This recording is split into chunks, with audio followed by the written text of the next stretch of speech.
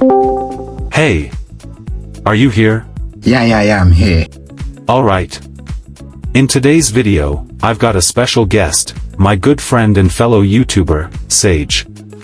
Together, we're going to share our honest thoughts and suggestions for what we believe Bloodstrike should add to the game before its global launch. Spat, I guess you didn't know this, but this is a game I started playing very early in its development stage with this app called, I think Test Flight. Yeah, Test Flight. Even then, I noticed how smooth this game runs, even on low-end devices. And I'm glad that aspect of the game stayed the same and it didn't change at all. I think even till now, this game still runs smoothly. Generally, Bloodstrike is a beautiful addition to the Battle Royale genre. And if the developers keep listening to the community, I think it might be one of the most played games because of this one thing that it's able to run on as many devices as possible. My confidence might be far-fetched, but that's exactly how I feel though. Honestly, you're not alone. I too played Bloodstrike during the early test, and I really love the game. I don't want to see it disappear early, like Apex Legends Mobile, or begin to lose its player base early, like Farlight. Speaking of the global launch, for those unaware, Bloodstrike has a tentative date for its global launch, as updated on the Apple App Store, set for March 24th. However, it's important to note that this hasn't been officially confirmed yet. Well, let's start with the new map Sage. This particular topic has been buzzing in the community for a while now, and a lot of players have been asking for this, which I too think we should get before global launch, because I mean playing on one particular map can get boring at times. Bro, about this map thingy, I swear I was so excited when I saw the update. At first, I actually thought it already dropped, but then I realized it's still under development. I made a video about it on my channel in case any of you guys missed it. The link will be in the description. I also subscribe to the idea of the map getting released before global launch because it will give people more things to do. And from a content creator's perspective, I think it will provide a certain aspect of content Bloodstrike might be lacking. A certain aspect of content Bloodstrike might be lacking. Alright, Sage, how do you envision the new map?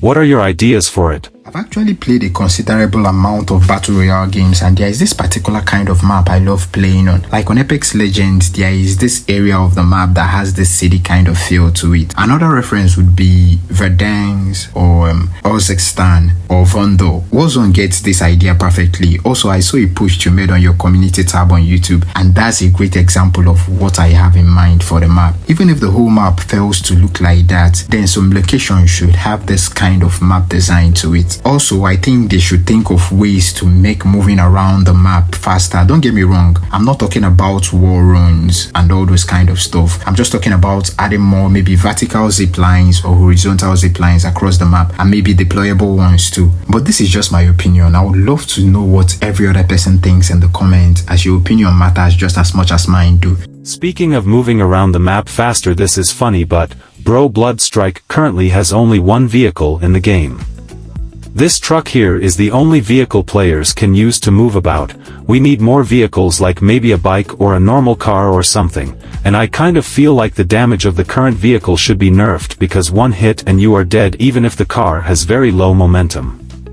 Its damage should depend on the velocity the car is moving on. Do you know, I've never really thought of this, maybe because of how the game is paced, but then you are absolutely right. There is currently one vehicle in the game, and in my opinion, I think it's very slow just to move from point A to point B.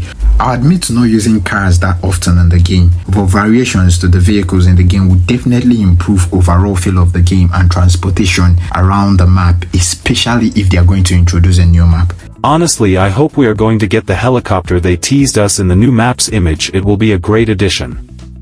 But moving on, I strongly believe that Bloodstrike should have implemented a clan system by now.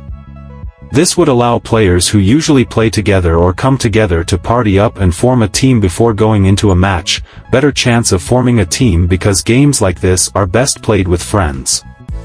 Additionally, if Bloodstrike were to introduce this feature, I think adding clan tags would be a great idea. These tags would appear before each member's in-game name, clearly indicating their affiliation with a specific clan. This affects me personally because a few friends in my clan from the PUBG mobile community told me specifically that the reason they don't play this game regularly is solely dependent on people to play with. They try the game, loved it, but would rather play with friends, and it has also affected the amount of time spent in the game. Also, every Battle Royale mobile game has this feature down to the sports related games like FIFA Mobile and also PES. So I think this system actually works. Another crucial aspect to consider related to clan is the integration of esports tournaments and scrims.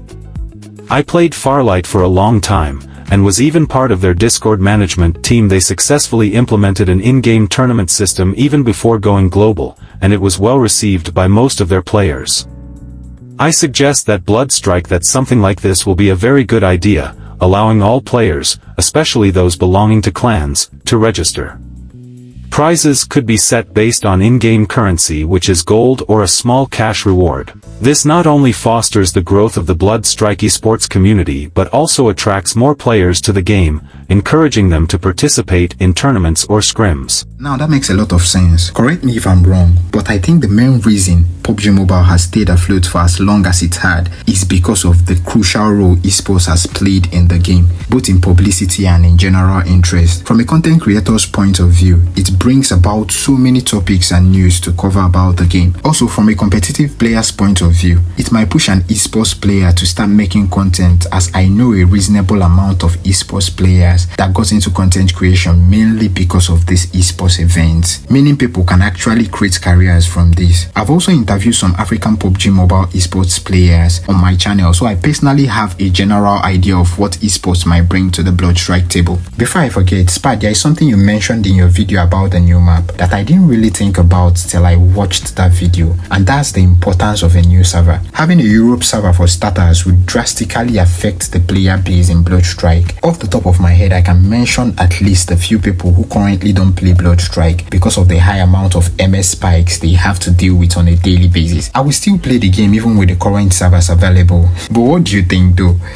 I personally believe that adding a new server, perhaps one in Europe, would be a beneficial move before the global launch. There have been numerous online rumors suggesting the arrival of a Europe server, and I even follow one of Bloodstrike's team members on X. A few months ago, they hinted at the possibility of a Europe server. Although it's not confirmed yet, it indicates that the developers are likely considering it. Introducing a new server can significantly benefit the Bloodstrike community. It opens up the game to a wider audience, attracting more players. This not only enhances the player base but also contributes to the overall growth of the community. More players joining the game can lead to increased engagement and a more vibrant gaming experience for everyone. Also, the addition of duo mode to the ranked version of Battle Royale in Bloodstrike would be a good idea. Currently, we have solo and squad options, but introducing a duo mode would provide players with more flexibility in their ranked gameplay.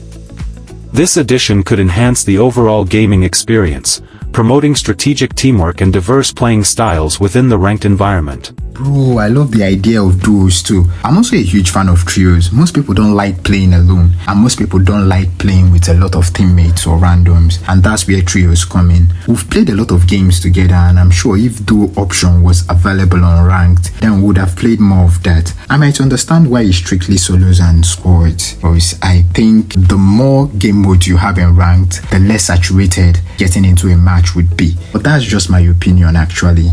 Also, there's another thing many Bloodstrike players might be unaware of, the existing option to spectate after being killed in a match. Currently, the game automatically kicks players out upon death. I suggest enhancing this feature by allowing players to automatically spectate their enemies or teammates after death, similar to other Battle Royale games. But in Bloodstrike you have to be kicked out of the match before you can go back and spectate. To me, this is not really a good idea. A good spectating system could help provide an opportunity to observe potential cheaters, gather evidence, and report any suspicious activity, ultimately fostering a fair and transparent gaming environment. I actually had no idea you can spectate after death. This is something you had to call to my attention, and if I missed it, then imagine how many players that have never noticed it at all. How many of you guys noticed you can spectate after death? I honestly want to know. This feature should be made obvious, especially for the casual players. While acknowledging that hackers are a challenge in gaming, I suggest that Bloodstrike strengthens its existing anti-cheat system. This would enable faster and more efficient detection of cheaters. Additionally, aligning with the previous discussion on spectating after death, allowing players to spectate immediately after being killed could aid in reporting cheaters. This way, players can provide evidence, such as screen recordings, to customer service for a more effective resolution against cheating. I have little to say on this. Personally, I haven't encountered any hacker, which is a good thing, but then I can't bank on this. As the game isn't global yet, the amount of players haven't reached any estimated high. And I mean, how would I even be sure it's a hacker, or just high ping because of server difficulties? Brew, I have encountered a few of them and I have also been matched with a few. Let me tell you the story of one. This dude basically bought only a crossbow in a squad fight ranked match, and before any of us his teammates could get to the other side of the map he had wiped the other team.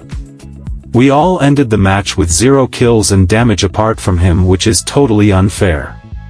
The reason why I'm bringing up this topic is because right here on this app called YouTube I have seen a few channels promoting hacks and some files that can exploit the game. All I'm trying to say is Bloodstrike should start laying up its in-game defense walls to tackle hackers when the game goes global, because the number of hackers will definitely go up. Regarding microphone issues, I've noticed that while some players don't face this problem, both Sage and I have experienced it consistently. Although it's not a universal issue, there have been instances where I can hear others, but they can't hear me. To enhance the gaming experience, it would be beneficial for Bloodstrike to address and rectify these mic and speaker problems within the game, eliminating the need for external apps like Parallel. It's funny, but among every other thing we've mentioned in the game, from the current issues to the things we want implemented, the main difficulty we face on a daily basis is being unable to communicate in-game. We've resorted to using third-party apps like Discord or Parallel just to communicate, and the key part of this kind of game is teamwork. But guess what? There is no teamwork without communication. This is another thing I would love to get a feedback on from the comments. How many of you guys have this mic issues? I know nothing about game development or coding, but I believe this shouldn't be a huge inconvenience to fix. So Bloodstrike, please fix the mic. As for the loadout system, I find the current in-game setup excellent, allowing players to purchase their loadouts or summon a team airdrop.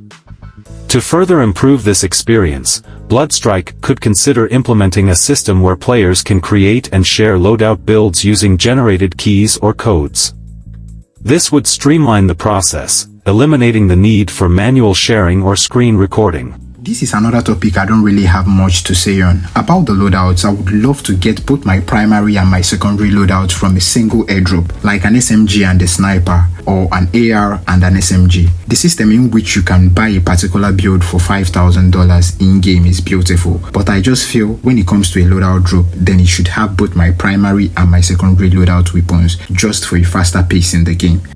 Another simple thing I think this game is lacking is the ability for a player to see their KD ratio. It's strange because I can remember this feature was available in the early stages of the game development, which makes me wonder what exactly happened. Also, there is this sense of accomplishment that comes with seeing your KD ratio and knowing how much you've improved over time. I think it would also be a huge addition, and it would help to sniff out hackers evidently. But there is something I want to mention, and I think everyone will agree with me on this, and it's on the topic of adding the prone button. God, I've been begging to see this, as there are so many gunfights I'm confident that I would have won if I was able to use the little bit of cover I had by proning, and I think you would agree with me on this one. Also, this is another thing I would love to see in the comments. I might be wrong about my assumption about this particular things. Am I the only one that feel this way, or are there people out there that want this prone button to be added? Yeah, the addition of prone will be a great idea, but that's the much we can take on this video, folks. We took a deep dive into what we believe Bloodstrike should bring to the table before its global launch. Special thanks to Sage YT for joining me in making this video. Absolutely, my guy. Always a pleasure sharing thoughts on Bloodstrike. We added a lot of effort into making this video, and I'm sure there are topics we might have forgotten or we just didn't have the time to talk about. So if there is anything we missed, I would love to hear your opinions in the comment section, and I would love to reply to everyone. And maybe if there is a lot of things we overlooked, we would make a part 2 of this kind of video. Indeed.